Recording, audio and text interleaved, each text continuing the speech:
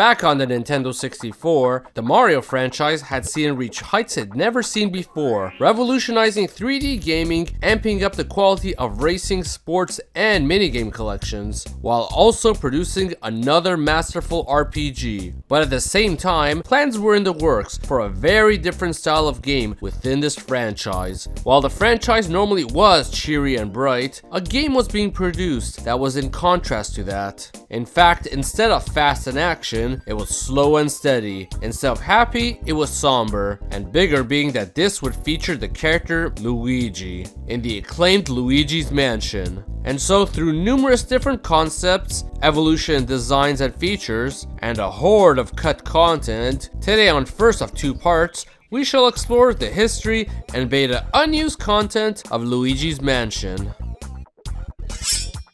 If you enjoyed this video, please hit the subscribe button, hit the like button too to further support us and keep creating new videos. Our story begins in 1999, near the end of the Nintendo 64's life cycle. Hideki Kono of Nintendo EAD, known for directing several major games for the company, including the Mario Kart series and Yoshi's Island, had an idea for a new Mario game for this very 64-bit machine. The main idea that was conceptualized was Mario exploring many different rooms for this game, and thus knew they needed a large house for this. Working together with graphic designer Katsuhiko Kano, ideas were being considered for what kind of location this would be. One of these was an apartment complex, another a ninja mansion. While testing the concept, Kono realized the constantly shifting cameras in 3D rooms may cause motion sickness. So one day, an idea clicked in Kono's head of presenting the game like a dollhouse, whereby the camera would stay overhead of the map and move only room to room, almost like you were looking down a dollhouse yourself. And so with a solid direction in mind, Kono quickly decided that this would be a 3-floor dollhouse with a basement, and all that was left was to decide on what kind of interiors it should have. While working on map creation, the team was messing around with the lighting, shadows, and darkness. Soon, with how much it was being used, the dollhouse started to resemble more a stereotypical haunted mansion. Previous Mario games already featured numerous ghost mansions, and seeing as how this was starting to resemble one, it only made sense to make this game just entirely take place within one of those ghost mansions with a new emphasis on ghost. As such, suddenly making what would be another cheery Mario game turned into more of a horror game. But this brought a new problem. Mario was much too brave for the setting. This is where the idea of Luigi came in. Being already in many ways seen as the polar opposite to Mario, the idea of making him more a coward in contrast seemed natural to the team. And so came another new direction, a horror mansion full of ghosts that Luigi has to deal with in order to find his now captive brother Mario in a game called Luigi's Mansion. With the setting now officially in a Western style mansion, it was also agreed that it realistically had to resemble one, and thus everything from washrooms on every floor to a large staircase at the entrance were designed, while simultaneously trying to make each room unique to itself with features. But it was to go beyond just a mansion and even include more of its surroundings. While a backyard was successfully designed, there were plans to make more explorable terrain around the mansion, including an underground cavern like an ant colony. This was scrapped as Kono liked it being more of a closed-off space. As this was a ghost mansion, ghosts were being made as the main enemy, but they didn't want to make the game just another chapter in the Mario series, and rather keep it distinct. Initially, they only wanted Mario and Luigi to appear, and made unique ghosts for this game instead of the traditional boos from the Mario series. However, they met in the middle and decided to use some traditional Mario characters more sparingly, including Toad, which initially was also going to have a green form before settling on red, as well as Boo's, and Bowser himself was to make a sort of an appearance. Being as there were ghosts, combat had to be different this time. Taking possible inspiration from series like Ghostbusters, a vacuum cleaner weapon was introduced, originally called the Poltergust 4000.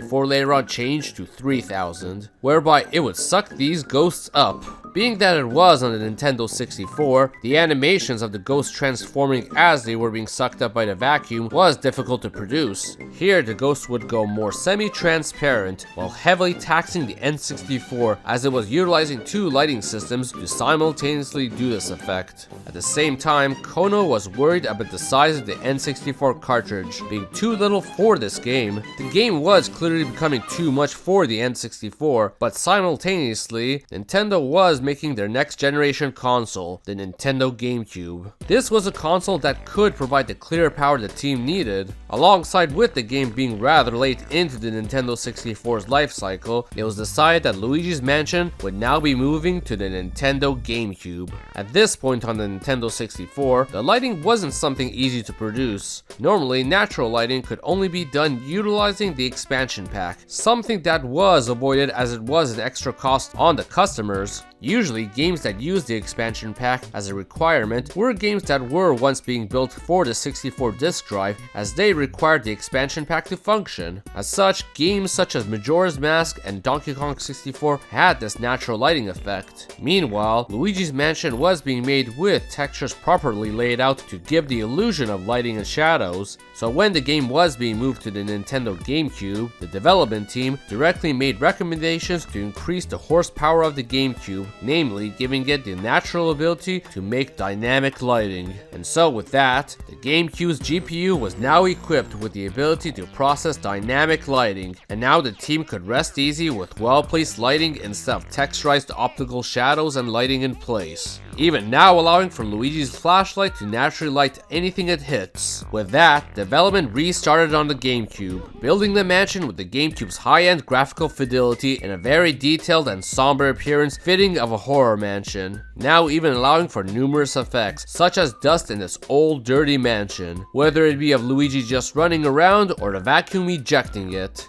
Initially, the dust animations were actually fixed, but the developers spent 6 months in developing a system where it would be truly dynamic.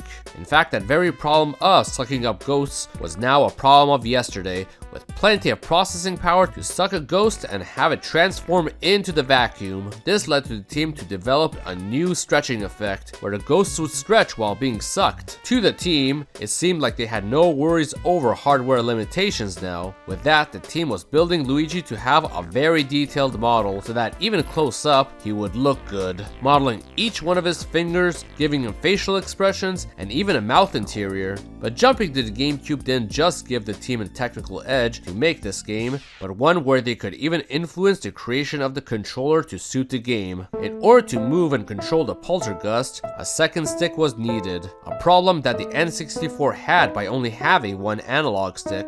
And so the development team of the GameCube added a second control stick by their request, made moving and aiming the poltergust a possibility. In contrast, the team was thinking of sticking to just almost exclusively using the sticks to do everything in order to keep the game simple, where they would even have the left analog stick to aim the poltergust, while the right stick would move Luigi, with the A button being all you use to suck. This inevitably led to the GameCube's development team to produce a larger C stick for the GameCube. However, while playtesting it, the testers complained about how uncomfortable it was to use the C-stick for long periods of time to control Luigi, let alone pressing A to suck next to it. So as a result, they swapped the sticks around while moving A to the right shoulder button. And following that, the next process of development was designing the rooms, and whereby giving it the objective of solving puzzles all around and unlocking more of the mansion by doing this. While the poltergust was used to suck ghosts, it also had a secondary function now in solving puzzles. Solving puzzles could be as simple as just sucking something in and it works, or sometimes tricking a ghost to get sucked, and sometimes even as complex as utilizing the new ice, water, and fire mechanics of the vacuum, a desire of the team to make these work realistically. This would be initially done by Luigi finding special nozzles for the vacuum, such as the water nozzle here, and it could be used indefinitely. Something that was eventually limited when they introduced each of the elements via these medals that only enable the vacuum to have these abilities if they find a corresponding element to suck in first. In fact, the vacuum had several features to it. Initially, it had a boxier design with 4 wheels that normally shouldn't be on anyone's back, which eventually was revised to have a rounder, sleeker model, more resembling a backpack even. One feature it had was a pressure meter that went from 0 to 10, where the longer it was used, the more would go up, to the point of where it would max out and burst into flames, which would cause Luigi to flip backwards in pain. There were also plans by Kono to have it get stronger over time like in an RPG, but that mechanic was dropped as he wanted to keep the game straightforward and not be a difficult game at all, as this was, after all, a Mario game. But when it comes to the Poltergust, its ultimate purpose is still, after all, sucking up enemies, and numerous different ghosts were made of different shapes and sizes, both normal enemies and bosses. And at this time, they had several different designs for these ghosts, at first all being shaded blue and with noses at that, complete with sprawling personalities. Not only was Luigi more expressive, but so was everything else to complement him, while these very silly foes were objects by which Luigi was to capture with his new Poltergust vacuum. And as development went forward, the mansion was coming together, gameplay functioning properly, in a setting that would truly make it stand out. And with that, many more experiments were taking place, whereby director Kono had even set up his GameCube development kit to have a stereoscopic 3D monitor, a feature that was way ahead of its time and would allow for one to play a game in glasses-free stereoscopic 3D. While he implemented such a feature, it was something that was soon dropped when he saw that the game's textures and resolutions weren't so flattering for it, let alone requiring one to have a glasses-free stereoscopic 3D TV in the early 2000s. But soon the game was finally ready to be shown off together with the GameCube at the Space World 2000 event. August 2000 came, and so did Space World, a Nintendo event whereby for the first time they would show off the Nintendo GameCube. That, along with a number of games and ideas being shown off too, whether it be Metroid Prime, a controversial Zelda tech demo, and most importantly, Luigi's Mansion. Showing off the haunted mansion full of mysterious blue ghosts, and entering that mansion was none other than Luigi, who was quickly spooked by the first ghost he sees, followed by many ventures of conflicts with many other varieties of blue ghosts. In fact, on stage, producer of this game, the legendary Shigeru Miyamoto, had a small demonstration of the GameCube controller, whereby to show the controller's features, they used one of those blue ghosts as a test demo to show how you can manipulate it with the controller. At the time, publications like IGN, while they were impressed with it being in real time, weren't even sure if this was even a real game or just a tech demo. In fact, they thought it could be part of a bigger Mario game. Meanwhile, others such as the Nintendo World Report just plain were excited over the idea of Luigi getting his own game, and so many left Space World 2000 hyped for this fresh new take on Luigi in this haunted mansion. Being now in September 2000, the game had roughly a year left to make its Japanese release. Plenty of time on paper, but much development was left to be made on this unique game. And with hype aboard, the team trekked on to keep building upon the positive reactions received. And during this phase, continued on from where they left off with the Space World 2000 trailer, the solid blue colored ghosts with different shapes and appearances had a radical change in design, of which two became the basis for two new ghost species, one being the purple puncher, the other being the blue twirler, which didn't resemble those colors yet, as they were blue, but shortly after, it would change to be yellow and pink, before becoming their proper purple and blue colors. The original trailer also did have the ghosts with noses, which included these two.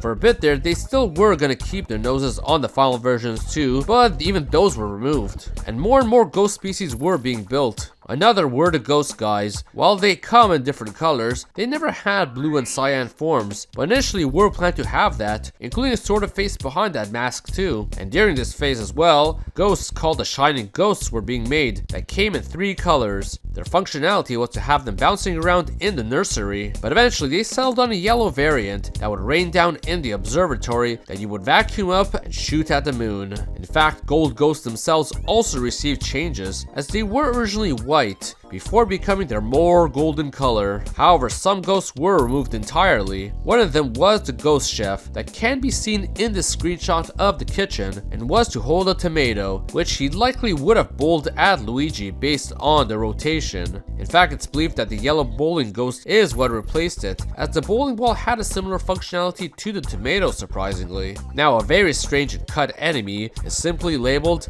as L. L would stand in stark contrast to anything they were making, as this was basically a literal twisted monster, complete with animations but no textures, as well as came with elemental attacks too, which would have made for an even more unique enemy compared to anything else. It could be theorized that this was in fact an early take on the enemy boss ghost Bogmire, considering the shape, which that in itself also had an early version too called Shadow, and a bigger mouth too. And on a smaller note, mice come in yellow, purple, and cyan colors, but at one point they also had a pink form plan too. Meanwhile, these very ghosts were going to give Luigi, who was given the personality of a coward, an especially huge scare, as when they were to pop right behind him, he'd fall down, crawling backwards automatically while losing half his max HP, something that was changed to just be a startle later, though some theorize that this might have been a feature exclusive to just this ghost here, which looks to have been the original white gold ghost. Whether this was its original functionality, or this was just an entirely different but similar looking ghost, isn't known as of now. And while they were building these enemies, test maps were being utilized for how well they would function before they bring them into the proper mansion, limited to not just enemies, but any objects here too. Next time, with the game now coming together after nearly a year since Space World 2000, the next true reveal was about to happen at E3 2001, where people could finally get a true playable test of the game and see all the hard effort of the developers come to fruition. Meanwhile, many aspects of the maps, objects, and enemies were set to be changed, altered, or cut altogether even. All of this while conflict was coming up between the team on what should be kept or dropped to meet the strict deadline of September 2001's Japanese release, which even included a very important and robust co-op multiplayer mode that they were planning to incorporate into the final game. So as such, make sure to hit the subscribe button, for I'll plan to be back with more Luigi and other games gaming history and cut content soon. Hit the like button and comment below on if you would have preferred this version on the N64 actually. So everyone, thank you for watching.